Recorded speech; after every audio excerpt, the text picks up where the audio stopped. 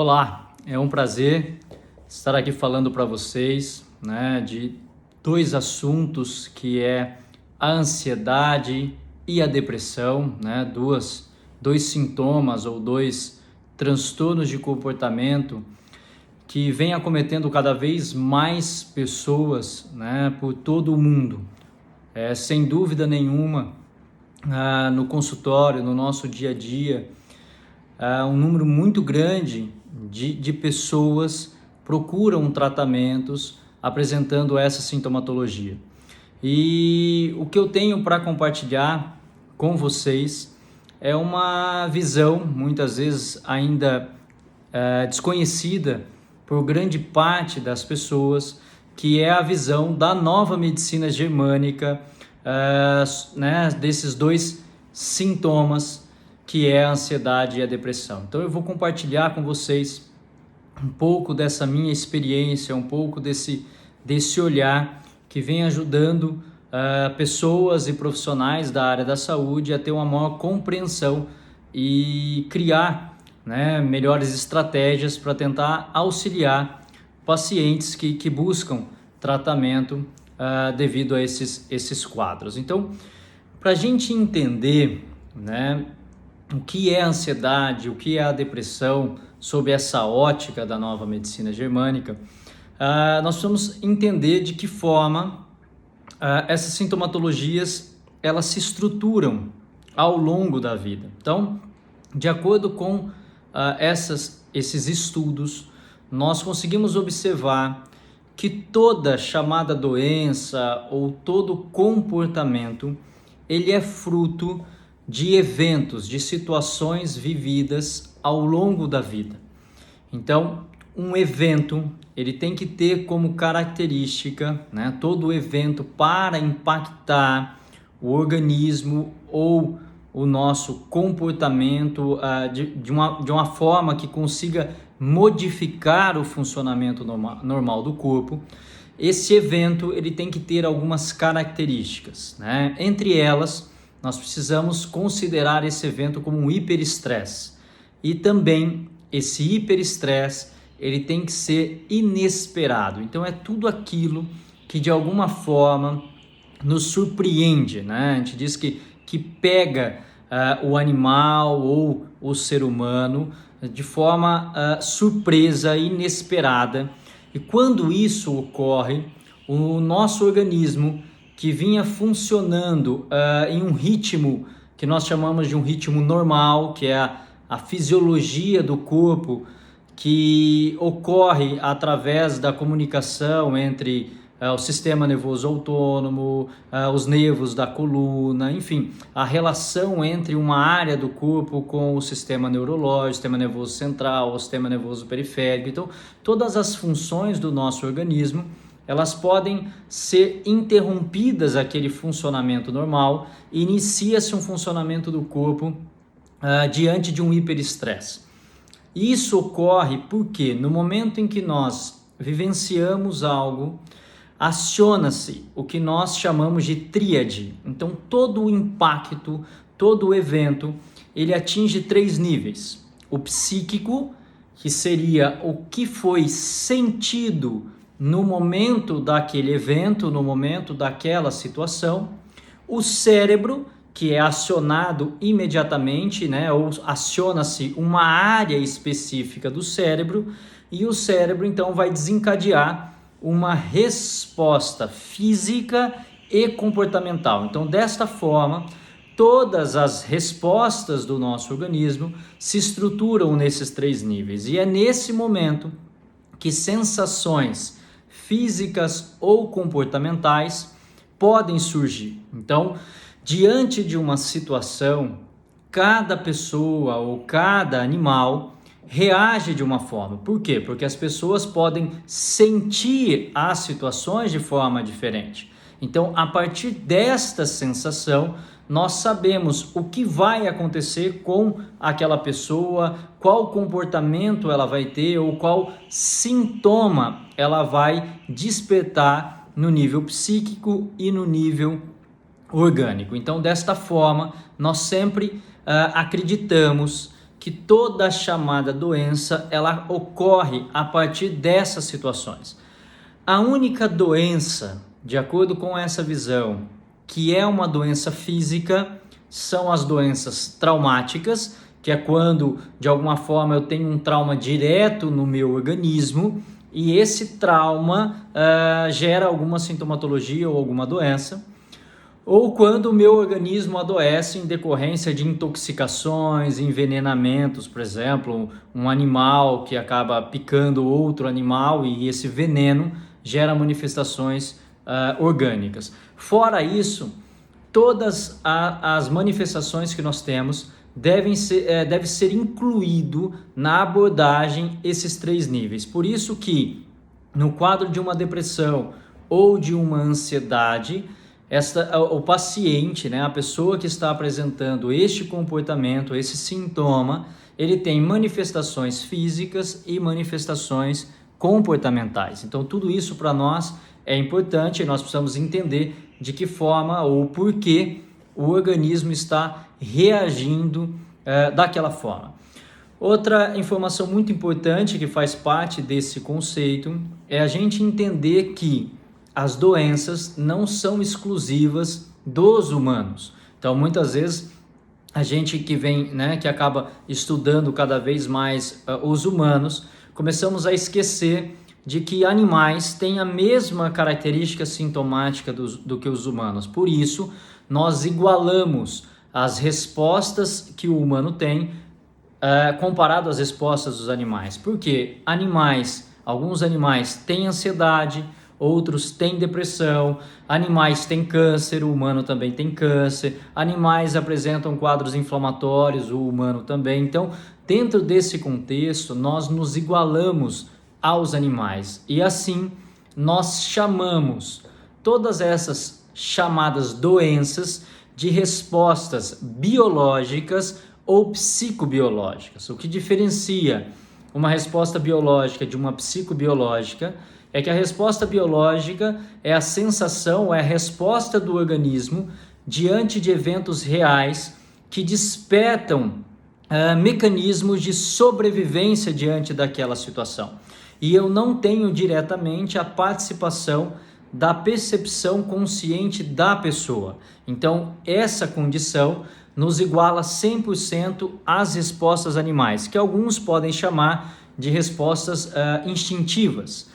Já o psicobiológico é quando, diante de uma situação, de um evento, nós acionamos a nossa percepção diante daquela situação. Então, a partir desse contexto, que é único e exclusivo dos humanos, nós podemos ter as representatividades traumáticas. Por exemplo, se eu estou diante de uma situação que gera medo, não importa se sou eu ou se é um cachorro ou um leão, todos diante dessa situação real, nós vamos responder da mesma forma, porque nós estamos diante de uma situação chamada de resposta ao choque biológico.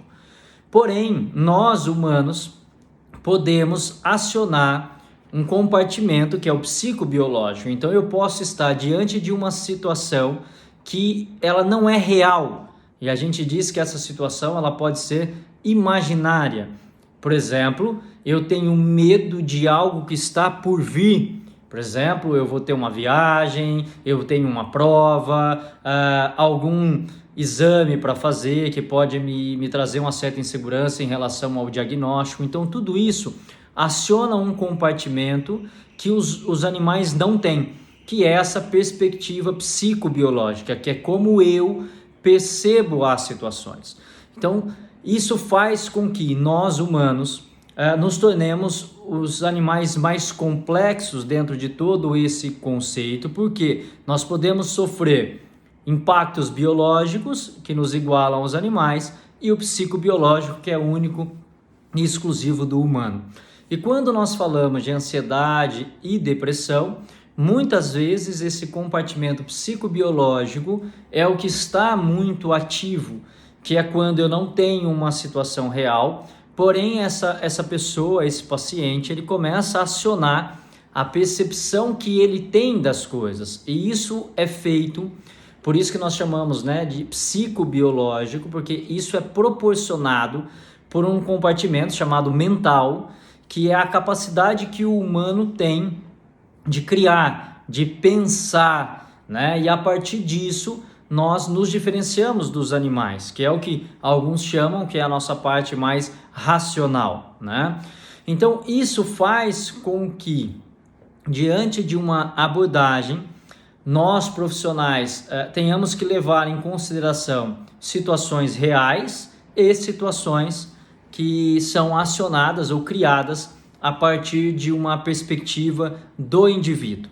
E o que é importante é que a gente consiga observar que todas as respostas do nosso organismo são não conscientes. Então é o nosso compartimento não consciente que aciona essas respostas. E o não consciente, ou o nosso subconsciente, ele não consegue diferenciar o que é real do que não é real. Então é por isso que nós nos tornamos animais com mais possibilidade de adoecer quando comparado com os animais mais primitivos, porque eles só podem viver as coisas de maneira real, e como nós podemos acionar o mental e impactar o nosso organismo diante de eventos, diante de situações, nós podemos viver essas condições dentro desse contexto psicobiológico, tá? Então isso é muito importante. Então, quando eu estou diante de um paciente, eu tenho que observar se eu estou investigando uma situação real ou uma situação, vamos dizer assim, criada a partir da percepção da pessoa. E um conceito da física quântica diz que uma vez que o observador cria a realidade, aquilo passa a ser real. Então, não se consegue diferenciar uma coisa da outra. Então, quando nós falamos desses dois sintomas, ansiedade e depressão, nós precisamos entender qual é o mecanismo que está acionando essa tríade, a psique, o cérebro e o corpo. Consequentemente, quais áreas respondem a isso. Então, todo animal que está em um quadro de ansiedade é porque ele está vivenciando uma situação real ou não, aonde ele tem duas percepções importantes, duas sensações importantes, né? Que é quando eu estou diante de uma situação que me gera uma sensação de impotência em relação a algo, e a gente diz que normalmente se algo é alguma condição, alguma situação que está à minha frente, que está por vir, e isso me gera uma sensação de impotência. Por exemplo, eu estou impotente em relação ao futuro de um país, eu estou impotente em relação a uma doença, eu estou impotente em relação ao meu chefe, ao meu superior, eu estou impotente em relação a uma crise, em relação ao meu parceiro. Então, tudo que desperta o que a gente às vezes diz que é quando nós nos sentimos de mãos e pés atados, né? E não conseguimos se mover diante de algo que nos gera essa sensação de impotência, somado a uma sensação de medo, de ameaça, tá? Então, todas as vezes que eu me sinto impotente e ameaçado, então uma criança que tem um professor na escola, onde ela tem medo, se sente ameaçada, muitas vezes pais muito autoritários que geram essa sensação de ameaça, de punição. Por exemplo, olha, se você não fizer isso, você vai perder aquilo, você vai ficar de castigo, você não vai poder ir viajar. Então, toda hora está desencadeando essa resposta, essa sensação de ameaça e impotência. Isso aciona uma área do cérebro, que é a parte mais frontal do nosso córtex cerebral, e ele é responsável por gerar, né, por transformar o comportamento, gerando a sintomatologia da ansiedade. Porque todo animal que está diante dessas duas sensações, a ansiedade é a resposta do organismo para que ele possa se conectar com o futuro. E desta forma ele consegue se proteger, ele consegue prever algo que está por vir. Então, a grande dificuldade de pessoas que estão sofrendo isso é porque elas não conseguem mais se conectar com o presente, até mesmo porque o presente é aquilo que ameaça ou aquilo que gera a sensação de impotência. Então, todo transtorno de comportamento, isso é importantíssimo dentro desse conceito da nova medicina germânica, é que ele nunca deve ser visto como algo ruim. Nenhum transtorno de comportamento é ruim. Por quê? Porque ele é sempre uma possibilidade suplementar da pessoa assumir um novo comportamento, sempre com um único objetivo. Todo novo comportamento tem o objetivo de dar mais chance de sobrevivência.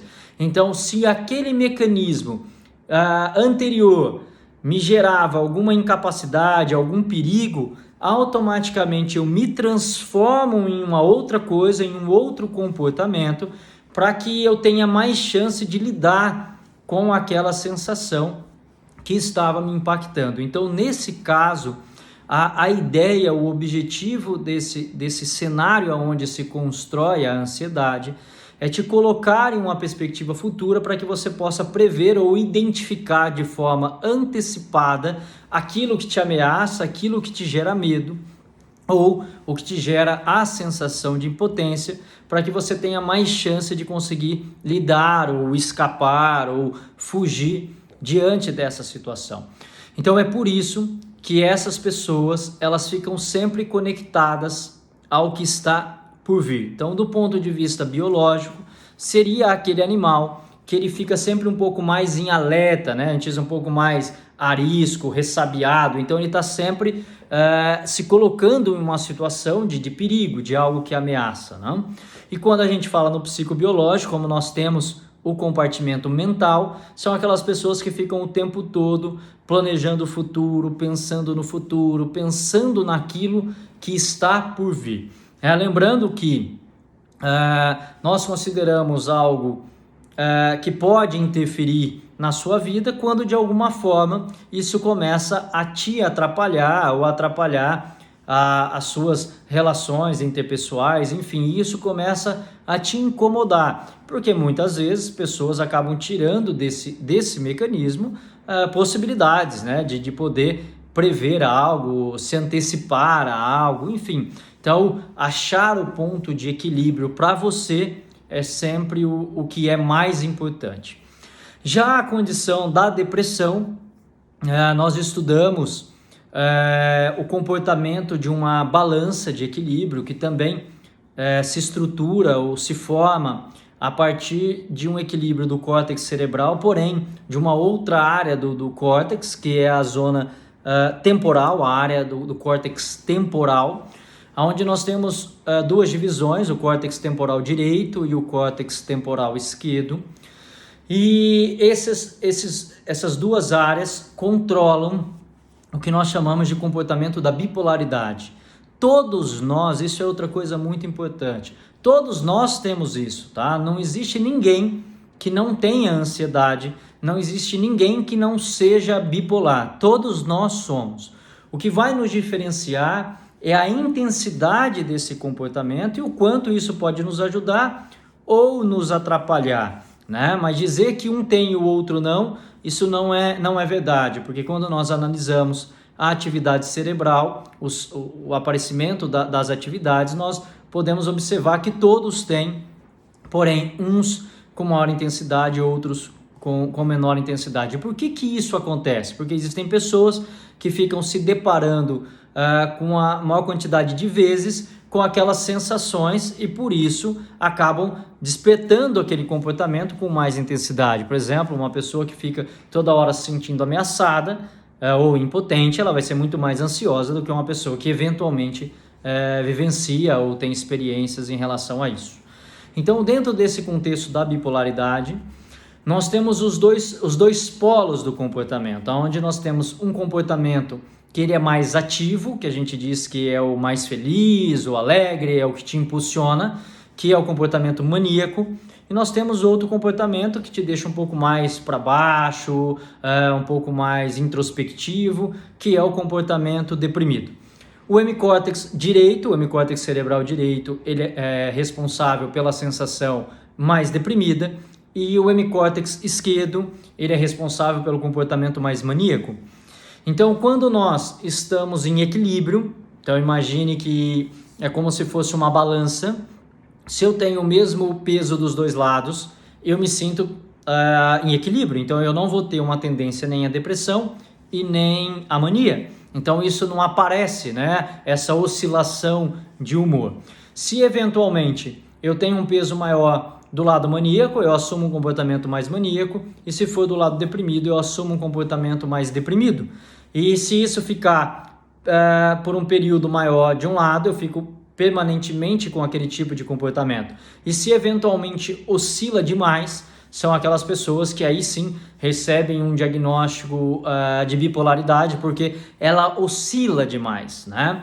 E o que faz com que nós possamos ter um comportamento mais maníaco ou mais deprimido depende desse contexto da situação conflitual, de tudo que foi vivido, que aciona ou o hemicórtex direito ou o hemicórtex esquerdo, e a partir disso, o que for mais intenso é o que vai vencer esse processo, e assim, consequentemente, eu vou ter mais um sintoma deprimido ou um sintoma mais maníaco. E se essa pessoa, que é o que a gente chama de trilhos ou gatilhos, ela entra em contato com algo que desperta uma atividade do hemicórtex direito, ela deprime. Se desperta uma atividade do hemicórtex esquerdo, ela fica maníaca. E se ela entra em contato com muita frequência com uma dessas duas situações, ela fica oscilando a balança, e aí ela fica com o diagnóstico de bipolaridade. Então, para a gente entender, a depressão, esse lado do cérebro, do córtex cerebral, o lado direito, ele é acionado por todas as situações de impacto, de hiperestresse vividos no que nós chamamos de um contexto territorial. Então, o que é esse contexto territorial? É tudo que nos conecta com o nosso ambiente externo, a gente diz, né? Porque nós temos... todo animal, ele tem dois ambientes: o ninho, que é onde ele vai acasalar e procriar, que representaria, né, essa relação entre a fêmea, o macho e os filhos, e ele tem o território, aonde ele vai acasalar, onde ele vai trazer a fêmea e aonde ele vai criar os filhos. Então, o território seria esse ambiente de caça. Então, é onde um animal luta com outro animal para que ele possa ganhar o espaço, e aí sim ele traz a fêmea, fecunda a fêmea e procria os filhos, cria os filhos, né? Procria e cria os filhos, aonde ele constitui o ambiente de ninho. O ambiente de ninho representa mais o nosso hemicórtex maníaco, e o ambiente territorial, o nosso hemicórtex deprimido. E dessa forma, a gente já consegue começar a entender o porquê que as pessoas estão muito mais deprimidas. Hoje, grande parte da vida da maior parte das pessoas, ele está muito mais voltado para o território de caça. Então as pessoas ficam muito tempo distante do ninho, tentando conquistar. Então imagine um leão que ele sai o tempo todo para caçar. Então ele fica horas caçando, pouco tempo no ninho, ou ele não consegue se satisfazer no ninho. Por exemplo, a maioria das pessoas que tem esse quadro de depressão podem se sentir extremamente importantes na vida profissional, títulos, bens materiais, enfim, todo esse cenário é onde ela fica achando que vai se satisfazer. Então, o sucesso estaria nisso, nessa busca, porém, ele se esquece ou não cuida do lado do ninho. Fica uma jornada longa de trabalho, tem todo um sucesso profissional, muitas vezes não constitui família, muitas vezes não tem esse ninho muito bem estruturado, e aí então, apesar de todo esse sucesso, ele está deprimido. É o que muitas vezes as pessoas não conseguem entender quando chega um paciente com depressão. As pessoas dizem assim: pô, mas você não tem motivo para estar deprimido, você tem o carro que você gostaria, você tem a casa que você gostaria, você tem teoricamente uma família maravilhosa, o que não é uma verdade, porque você não se relaciona bem com a família, mas as pessoas acreditam que pelo fato que elas conseguem ver tudo isso que você conquistou, que não teria motivo para você estar deprimido, mas é justamente isso que te leva à depressão. Então, todas as vezes que nós sofremos impactos no nosso território de caça, né? Todo animal que sai para caçar, que sai para lutar e ele sente o impacto de perda territorial, ele ativa o hemicórtex cerebral do lado direito e aí essa balança desequilibra. E enquanto ele estiver sentindo isso daí, ele vai estar em um estado de depressão, que é como se o animal não pudesse ter adquirido o espaço dele. Então não tem o porquê ele estar maníaco, não tem porquê ele estar eufórico.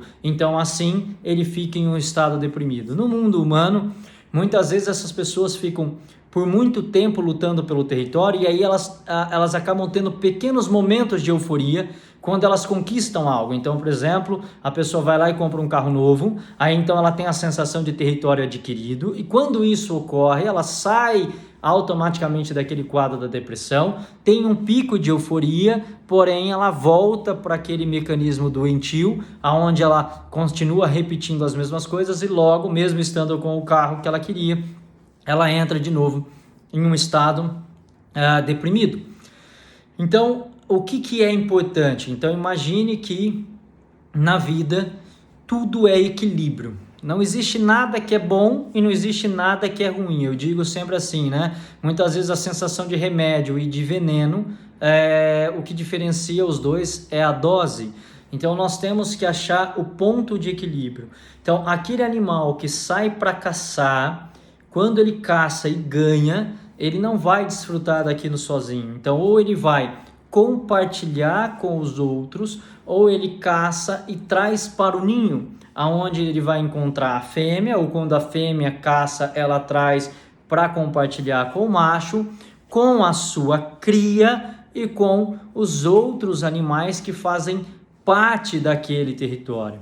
Então, quando você fica sempre buscando, tentando conquistar, achando que o sucesso e tudo que você tem está no seu ambiente de caça, automaticamente mesmo obtendo tudo aquilo, se isso não faz sentido, se isso não é compartilhado, você vai continuar em um estado de depressão. Então, o que eu digo, né, para as pessoas que estão passando por um estado de depressão, a primeira coisa importante, né, como uma recomendação, como uma orientação, é que você consiga ser grato pelo que você tem. Pessoas deprimidas não conseguem ser gratas pelo que têm. Por isso que ficam o tempo todo buscando mais, cada um dentro da sua busca. Existem alguns que é estético, precisam sempre estar com uma imagem melhor, nunca para ela, sempre para buscar algo, para satisfazer ou satisfazer alguém. Precisam estar buscando cada vez mais status, cada vez mais sucesso, enfim. E tudo essa busca é justamente porque você não consegue reconhecer o que realmente você tem de valor e reconhecer o que realmente é importante. Então, a primeira coisa é comece a ser grato, identificar que o que você tem muitas vezes é o suficiente e reconhecer o valor de tudo que você conquistou. Então, estimule a sensação da gratidão. A segunda coisa importante, igual eu disse do animal que vai e caça, e aí o sentido para ele se equilibrar é ele compartilhar, é ele trazer. Então, a outra orientação é sempre que as pessoas que estão em um desses estados, que ela consiga se doar mais para o outro, né? Porque normalmente o paciente deprimido, ele acaba assumindo uma posição de vítima, aonde a dor dele é o mais importante, aonde os problemas dele é o mais importante. Então ele fica a todo momento tentando olhar para isso daí. Então, que ele consiga também olhar para o outro, se doar para o outro. Então eu digo que uma das coisas importantes é que todo dia, de alguma forma, você tente fazer algo por alguém, fazer alguém feliz, porque quando você pode compartilhar ou transmitir essa alegria ou despertar essa alegria no outro, automaticamente isso estimula em você também essa sensação dessa posição de gratidão, de uma certa recompensa. Então, são duas orientações que eu faço para que você possa trabalhar um pouco esse contexto. E, além disso, observar na sua vida o que pode estar despertando em você essas sensações, seja de ansiedade ou seja de depressão. Quais são os gatilhos? Com quem que você se relaciona? Por que que você se posiciona assim? Por que que você se permite muitas vezes dentro desse contexto se sentir ameaçada? Por que está te gerando essa sensação de impotência, né? O que está fazendo com que você fique todo momento sofrendo essa perda territorial ou tentando lutar e conquistar esse território? Até onde você quer chegar? Quais são os seus objetivos, né? E quando eu começo a estimular essa sensação dessa gratidão, dessa nova posição, isso faz com que também você consiga se conectar um pouco mais com o agora, porque se eu sou grato, eu consigo perceber o que eu tenho, e quando eu consigo perceber o que eu tenho, é porque eu estou no presente e não no futuro, e isso tudo também diminui esse quadro de ansiedade. É por isso que ansiedade e depressão acabam andando muito juntas, né? Porque as pessoas acabam vivenciando essas duas coisas. Basta eu ficar toda hora lutando, que eu fico sempre conectado ao que está por vir, como se o futuro ele fosse muito melhor ou muito mais importante do que o presente. Então, aprenda a reconhecer isso, estar em contato com a natureza, perceber os estímulos da natureza, como por exemplo o vento, o sol, o frio, o calor, enfim, todas essas sensações te fazem se conectar com você mesmo e com os outros. Então, perceba muito isso, estimule essas sensações que automaticamente você tem muito mais chance de sair deste quadro de ansiedade ou de depressão. Então, era isso que eu tinha para transmitir para vocês. Muito obrigado e um abraço.